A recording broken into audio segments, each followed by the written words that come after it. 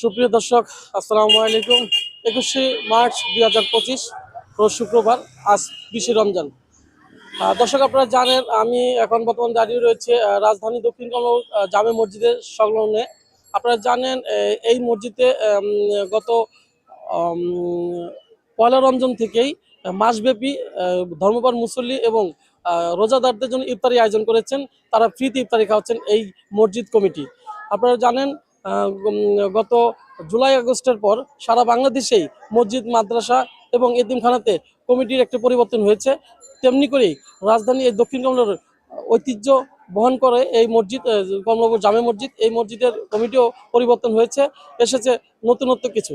আমরা জানতে পেরেছি এই মসজিদ কমিটিতে বর্তমানে যে কমিটির যারা রয়েছেন, নতুন করে যারা এসেছেন, তাদের মধ্যে একজন হচ্ছে সাধারণ সম্পাদক সাইফুল ইসলাম শুভ। উনি আমাদেরকে জানাবেন এই মসজিদে এই যে প্রথমবারের মতো এই ধর্মপ্রাণ মুসল্লি এবং রোজাদারদের জন্য যে ইফতারি আয়োজন করেছেন, আসলে কেন এবং কি উদ্দেশ্যে এই আমরা জানতে পেরেছি। আজকে এই মুসল্লিদের জন্য এবং ধর্মপ্রাণ মুসল্লি এবং রোজাদারদের সাথে ইফতার করবেন এই এলাকার মাটি ও মানুষের যে নেতা, জনতা যে কাউন্সিলর হিসেবে পরিচিত হয়েছেন, বিশিষ্ট ব্যবসায়ী ও সমাজসেবক জনাব ইসমাইল হোসেন। আমরা আরও জানতে পেরেছি এখানে আজকে ইফতার করবেন, সবার সাথে ইফতার করবেন তারুণ্যের আইকন এবং সাদা মনের একজন মানুষ, ৮ নং ওয়ার্ড বিএনপির বর্তমান সভাপতি আবুল কালাম রনি। আমরা আরও জানতে পেরেছি আজকে ইফতার মাহফিলে ইফতারে অংশগ্রহণ করবেন ৮ নং ওয়ার্ড বিএনপির সংগ্রামী সাধারণ সম্পাদক জনাব আনোয়ার হোসেন। আরও থাকতে পারেন, আমরা এতটুকু জেনেছি যে এই ইফতার মাহফিলে অংশগ্রহণ করবেন ৮ নং ওয়ার্ড বিএনপির যুগ্ম সাধারণ সম্পাদক জনাব আলাউদ্দিন জাফর। আমরা এখন আপনাদেরকে পরিচয় করিয়ে দেব বর্তমান মসজিদ কমিটির যে সাধারণ সম্পাদক রয়েছেন জনাব সাইফুল ইসলাম শুভ। উনি আমাদেরকে জানাবেন আসলে এই যে মাসব্যাপী যে ইফতারি আয়োজন করেছেন, এই ইফতারি আয়োজনের মূল উদ্দেশ্য কি। ধন্যবাদ।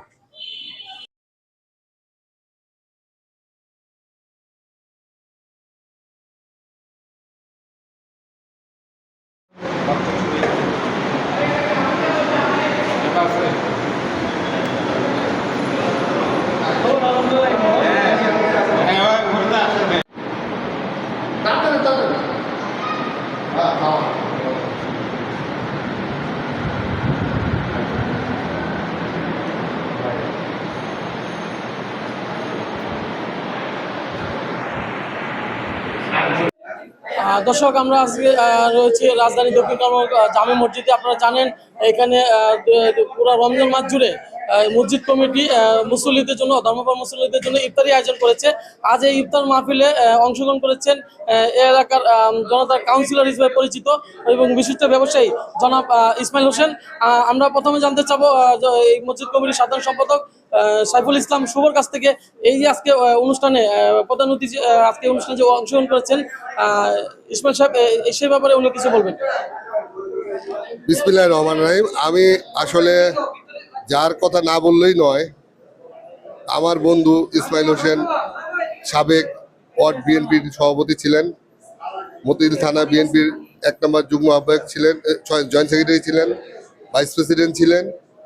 তার অবদান এই মসজিদ আজকে যে হাস্য উজ্জ্বল, আজকে যে সবাই আজকে উৎসব মুখর, এই মসজিদটাকে আনার পিছনে আমি যদি অস্বীকার করা যাবে না, ৫ই আগস্টের পরে ১৬ই আগস্ট যে ইসমাইলের যে একটা ভূমিকা ছিল বন্ধু হিসাবে, এলাকার প্রতিনিধি হিসাবে, এটা অগ্রগণ্য।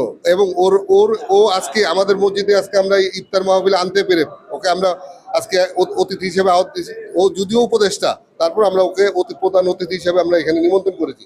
ও আসছে বলে আমি বন্ধু হিসেবে আনন্দিত, প্লাস মসজিদ কমিটির পক্ষের থেকে আমি ইসমাইলকে ধন্যবাদ জানাই এবং চাই যে ও আমাদের সব ভালো কাজে সহযোগিতা এগিয়ে আসুক। আগামী নির্বাচনে যেন, কাউন্সিলর নির্বাচনে যেন আমরা কথা বলবো জনতার কাউন্সিল হিসেবে পরিচিত, এলাকার জনমানুষের আস্থাভাজন বিশিষ্ট ব্যবসায়ী জনাব ইসমাইল হোসেনের কাছ থেকে। আজকে যে মাসব্যাপী যে অনুষ্ঠানটা এই মসজিদ কমিটি করতেছে, এই ইফতারি আয়োজনটা, এই বিষয়ে আপনি কিছু বলেন। বিসমিল্লাহির রহমানির রহিম। আমি সর্বপ্রথম ধন্যবাদ জানাই অত্র মসজিদ কমিটির সম্মানিত সাধারণ সম্পাদক আমার বন্ধু সাইফুল ইসলাম শুভকে, এবং উপস্থিত আছেন ৮ নং ওয়ার্ড বিএনপির সম্মানিত সাধারণ সম্পাদক জনাব নুরুল ইসলাম আরমান। আজকে আমি সর্বপ্রথম পবিত্র এই মাহে রমজানের সকলকে শুভেচ্ছা জানিয়ে আমি দুটি কথাই বলবো, যে এইখানে এই মসজিদে যেটা বিগত দিনে আমরা দেখি নেই, আজকের এই নতুন কমিটির যার সর্বতত্ত্বাবধানে এই মসজিদের সাধারণ সম্পাদক, যিনি সার্বক্ষণিক তার অক্লান্ত পরিশ্রমে আজকের এই মসজিদকে খুব গুছালোভাবে একটা পরিবেশে নিয়ে আসছে। আমরা এই মাহে রমজানে আজকের এই 20 রোজা এখানে এখনো দেখতে পাচ্ছি যে প্রথম রোজার থেকেই এখানে সকল ধর্মপ্রাণ মুসল্লিদের ইফতারের আয়োজন করেছেন। সেটা এই কমলাপুরে যেটা একটা বিরল দৃষ্টি স্থাপন করেছেন সাইফুল ইসলাম শুভ, যা অন্য সব মসজিদের নেয় এই মসজিদটা মানে মুসল্লির সংখ্যাও বেশি এবং ইফতারের আয়োজনে সে একক তার কমিটির সকলকে নিয়ে তার নিজ তত্ত্বাবধানে এটা পরিচালনা করে আসছে। আমরা উত্তরোত্তর আশাবাদী যেন আগামী দিনে সাইফুল ইসলাম শুভ এবং তার কমিটি যারাই আছেন, আমরা আশা করি কমলাপুরে যাতে এই মসজিদ আরও উন্নয়নের দিকে যাবে, এই আশা ব্যক্ত করে সকলকে মাহে রমজানের শুভেচ্ছা জানিয়ে এবং পাশাপাশি ধন্যবাদ জানাই কমলাপুর খবর প্রতিদিনকে। আমি এই সংক্ষিপ্ত বক্তব্য শেষ করছি। আসসালামু আলাইকুম। আহ, সাধারণ সম্পাদক হিসাবে উনি এই এলাকার সন্তান, তার কাছে এই বিষয়টি কেমন লাগছে?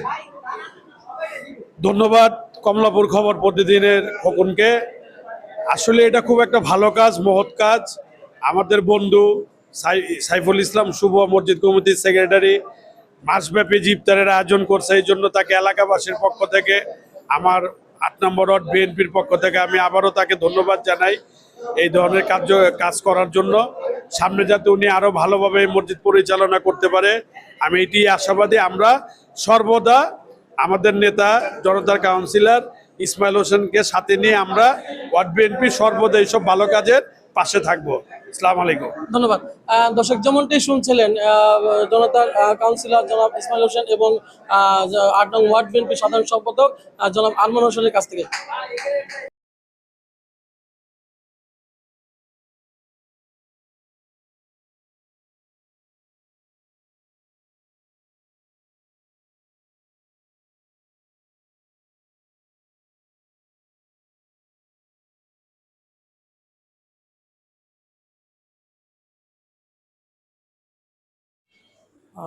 দর্শক, আমরা রাজধানীর দক্ষিণ কমলাপুর জামে মসজিদে আজকে ইফতার মাহফিলে এসেছি।